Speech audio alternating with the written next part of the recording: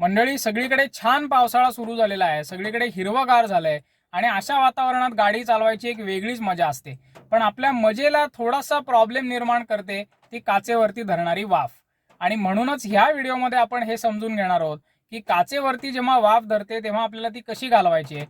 काचेच्या आतल्या बाजूनी धरेल तेव्हा काय करायचंय, बाहेरच्या बाजूनी धरेल तेव्हाही काय करायचंय, कारण दोन्ही परिस्थितीमध्ये एसीचे खूप वेगळे वेगळे कंट्रोल्स किंवा वेगळी सेटिंग्स आपल्याला वापरून ती काढायची असते.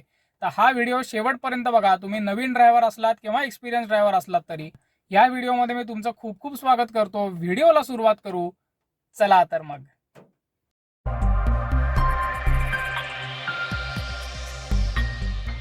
गाडी चालवताना वाफ काचेच्या आतूनही धरू शकते आणि बाहेरूनही धरू शकते. दोन्हीकडून जेव्हा धरते तेव्हा दोन अतिशय वेगळ्या गोष्टी होत असतात.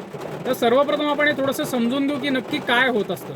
तर जेव्हा काचेच्या आतून वाफ धरते मित्रांनो, तेव्हा गाडीच्या आतमधलं जे टेम्परेचर आहे, तापमान आहे आणि ह्युमिडिटी आहे म्हणजेच आर्द्रता जी आहे ती नेहमी बाहेरच्या पेक्षा जास्त असते. म्हणून वाफ आतल्या बाजूनी काचेवरती कंडेन्स होते, आतल्या बाजूनी धुकं जमा होतं. पण तेच मित्रांनो, जेव्हा बाहेरच्या बाजूने वाफ धरते काचेवरती तेव्हा बाहेरचं जे टेम्परेचर आहे किंवा बाहेरची जी ह्युमिडिटी आहे ती गाडीच्या आतल्या टेम्परेचर आणि ह्युमिडिटीपेक्षा जास्त असते. म्हणून ती वाफ जी आहे ती बाहेरून जमा होते आणि बाहेरच्या बाजूने धुकं जमा होतं. तर मित्रांनो, तुम्ही आता बघू शकता की आत्ता काचेच्या आतून पूर्णपणे वाफ धरलेली आहे आणि समोरचं दृश्य तुम्ही बघू शकता किती आपल्याला धुरकट दिसतंय. आपण वायपर चालवून बघू. वायपर चालवून सुद्धा काहीही जास्त फरक पडणार नाहीये, कारण काचेच्या आतल्या बाजूने वाफ जमा झालेली आहे. आतल्या बाजूने जमलेली वाफ घालवण्यासाठी आपल्याला सर्वात प्रथम असं करायचंय की आपला टेम्परेचर कंट्रोल नॉब जो आहे तो आपल्याला लोएस्ट सेटिंगवरनं थोडासा पुढे न्यायचा आहे. म्हणजे एकदम जे सर्वात गार सेटिंग असतं तिथे आपल्याला ठेवायचं नाहीये. याचं कारण व्हिडिओमध्ये तुम्हाला पुढे मी सांगेनच की तो सर्वात गार सेटिंगला का ठेवायचा नाहीये. तर पहिली गोष्ट आपल्याला ही करायची आहे. दुसरी गोष्ट आपल्याला अशी करायची आहे की आपले जे व्हेंट्स आहेत सगळे त्यातले आत्ता तुम्ही जर बघितलं तर सेंटर व्हेंट्सला आत्ता ब्लोअर्स आहेत, म्हणजे इकडचे जे वरचे व्हेंट्स आहेत त्याच्यातनं हवा येणार आहे. तर इकडे ठेवून आपल्याला काही उपयोग नाहीये. तर आपल्याला ते काचेवरती घ्यायचे. म्हणजे हा जो सिम्बॉल आहे तो काचेच्या व्हेंट्सचा आहे. या संदर्भात तुम्हाला सविस्तर माहिती जर हवी असेल एसीच्या सगळ्या कंट्रोलसाठी तर ऑलरेडी आपण एक त्याच्या संदर्भात व्हिडिओ बनवलेला आहे. या व्हिडिओच्या शेवटी त्याची लिंकही मी तुम्हाला देईन, तोही नक्की बघा. तर हे दुसरी गोष्ट ही करायची आपल्याला. त्याच्यानंतर आपल्याला काय करायचं, तिसरी गोष्ट की आपल्याला जी एअर मोड जो आहे तो आता रिसर्क्युलेशन मोडला आहे, म्हणजे आतली हवाच आत फिरतीये अशा मोडला आहे. तर तो आपल्याला फ्रेश एअर मोडला घ्यायचा आहे. म्हणजे बाहेरची हवा, नवीन हवा आपल्याला गाडीमध्ये आत यायला हवी आहे एसीच्या आतमधनं. तर हा मोड आपल्याला चालू करायचा आहे. मग आपण आपला फॅन चालू करू आणि जो आपला कॉम्प्रेसर आहे किंवा जो ॲक्च्युअल एसी आहे तोही चालू करू. तर आता मित्रांनो, तुम्ही बघितलं तर तुमच्या डोळ्या देखत ही वाफ तुम्हाला नाहीशी होताना दिसेल. मगाशी जे पूर्णपणे धुसर चित्र तुम्हाला दिसत होतं ते आता पूर्णपणे स्पष्ट दिसेल. मी वायपर्स एकदा चालवतो म्हणजे तुम्हाला अजून ते स्पष्ट होईल. तर मित्रांनो, आता आपण बघूयात की जेव्हा काचेच्या बाहेरच्या बाजूनी वाफ जमा होते तेव्हा आपल्याला नक्की काय करायचंय. आज मी जेव्हा हा व्हिडिओ मित्रांनो शूट करतोय तेव्हा अशा स्पेसिफिक कंडिशन्स नाही आहेत की एवढ्या मोठ्या पुढच्या काचेवरती तेवढ्या मोठ्या प्रमाणात ती वाफ जमा होईल बाहेरच्या बाजूने. आपल्याला हवेचा जो मोड आहे तो फ्रेश एअरलाच ठेवायचा आहे आणि आपला टेम्परेचर कंट्रोल नॉब जो मित्रांनो आहे तो आपल्याला साधारण मध्यावरती घ्यायचा आहे. म्हणजे आपल्याला हीटर चालू करायचा नाहीये. कारण बेसिकली मी सुरुवातीला सांगितल्याप्रमाणे जेव्हा बाहेरून वाफ धरत असते तेव्हा गाडीच्या बाहेरचं जे टेम्परेचर आहे, बाहेरची जी ह्युमिडिटी आहे ती गाडीच्या आतल्या टेम्परेचर आणि ह्युमिडिटीपेक्षा जास्त असते मित्रांनो.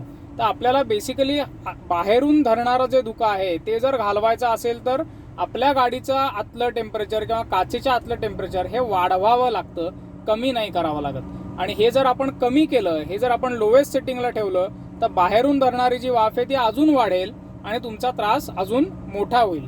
तर आपल्याला अशा परिस्थितीमध्ये साधारण टेम्परेचर आपलं निम्म्यावरती घ्यायचं आहे. टेम्परेचर कंट्रोल जो आहे थोडासा हीटरच्या साईडला तुम्ही घेतलात तरी चालेल. आपल्याला वेंट्स जे आहेत ते काचेच्या साईडचेच वापरायचे आहेत. फ्रंट वेंट्स आपल्याला वापरायचे नाही आहेत. काचेवरतीच हवा सबंधपणे गेली पाहिजे. ब्लोअर स्पीड तुम्ही 1 किंवा 2 वरती ठेवू शकता. तर या गाडीला 3 स्पीड आहेत, पण 1 किंवा 2ला तुम्ही कम्फर्टेबली ठेवू शकता. अगदीच जर असं वाटत असेल की ह्या सेटिंगला सुद्धा वाफ धरतीये बाहेरून, तर मग मात्र कॉम्प्रेसर बंद करायचा आहे आणि मग पूर्ण हीटर गाडीचा जो आहे तो चालू करायचा आहे. हे असं करून घेतल्यानंतर मित्रांनो 100% बाहेरून धरणारी वाफ जाईल आणि मग तुम्हाला कम्फर्टसाठी तुम्ही परत तो मध्यावरती आणून एसीचा कॉम्प्रेसर हा चालू करू शकता. मित्रांनो, तुमच्याकडे जर ऑटोमॅटिक क्लायमेट कंट्रोलवाली गाडी असेल तर तुम्ही बाहेरून जेव्हा वाफ धरते तेव्हा साधारण 27 ते 28चं टेम्परेचर, म्हणजे थोडंसं जास्त टेम्परेचर आपल्याला त्या कंडिशनमध्ये ठेवायचं आहे. सुरुवातीला आपल्याला मी म्हटलं तसं पूर्णपणे 100% हीटर लावायचं आहे आणि हीटर लावून ती बाहेरून धरणारी वाफ पहिली पूर्ण घालवून घ्यायची आणि मग नंतर एक थोडंसं हायर टेम्परेचर सेटिंगला आपल्याला टेम्परेचर ठेवायचं आहे.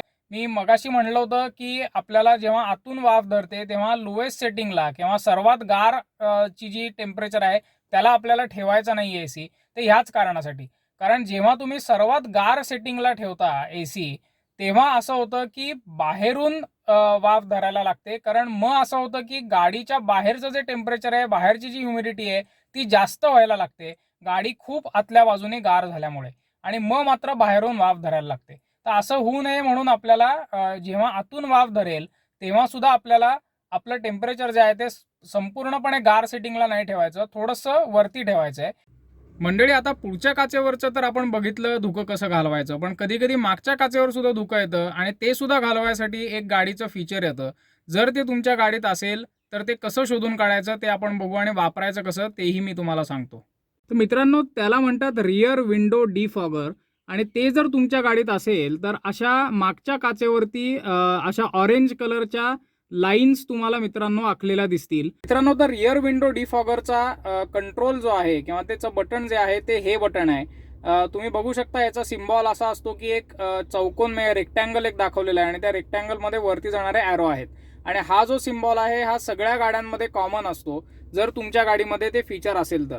आता हे चालू करण्यासाठी आपल्याला फक्त हे बटन दाबायचं आहे. इकडे आता तुम्ही बघितलं तर दिवा चालू झालेला आहे, आणि आता असं होतं मित्रांनो की मगाशी आपण ह्या ज्या लाईन्स बघितल्या तर त्या गरम व्हायला सुरुवात होते. तुम्ही मागच्या काचेला हात लावून जिकडे त्या लाईन्स आखलेल्या आहेत तिकडे तुम्ही मागच्या काचेला हात लावून बघू शकता.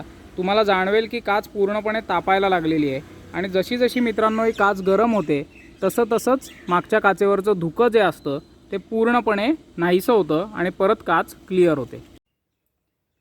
तर मित्रांनो, तसंच बऱ्याचदा गाडीच्या ज्या साईडच्या काचा असतात त्याच्यावरती सुद्धा तुम्ही असं ऑब्झर्व कराल की धुकं जमा होतं, आणि अशा प्रकारचं खूप जास्त प्रमाणात जर धुकं जमा झालं एस्पेशली पुढच्या काचांवरती तर आपल्याला आरसे दिसायला त्रास होतो आणि मागच्या ट्रॅफिकचं जजमेंट घ्यायला त्रास होतो. तर अशा प्रकारचं जर धुकं साईडला काचेला जमा झालं तर काय करायचंय ते आता आपण बघू. तर मंडळी, तेव्हा आपल्याला हे आपले जे साईड व्हेंट्स आहेत, म्हणजे डॅशबोर्डच्या दोन्ही बाजूला जे साईडला जे व्हेंट्स दिलेले असतात त्याचा अँगल आपल्याला ॲडजस्ट करून, जर मगाशी आपण म्हणल्याप्रमाणे जर काचेच्या आतल्या बाजूनी धुकं जमा झालेलं असेल तर आपल्याला ह्या व्हेंट्समधनं काचेवरती एसीची गार हवा सोडायची आहे, आणि तेच जर बाहेरच्या बाजूनी जमा झालेलं असेल तर ह्याच व्हेंट्सवरनं काचेवरती आपल्याला गरम हवा सोडायची आहे.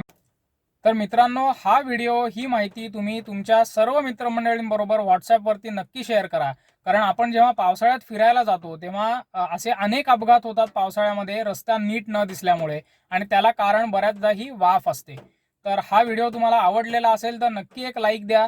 तुमचा फीडबॅक, तुमच्या आणखीन काही या संदर्भातल्या समस्या असतील तर त्या कॉमेंट्समध्ये शेअर करा, आणि राईट ड्राईव्ह मराठीच्या यूट्यूब चॅनलला नक्की सबस्क्राईब करा. Kiran Abhyankar from the right drive Marathi signing off. धन्यवाद.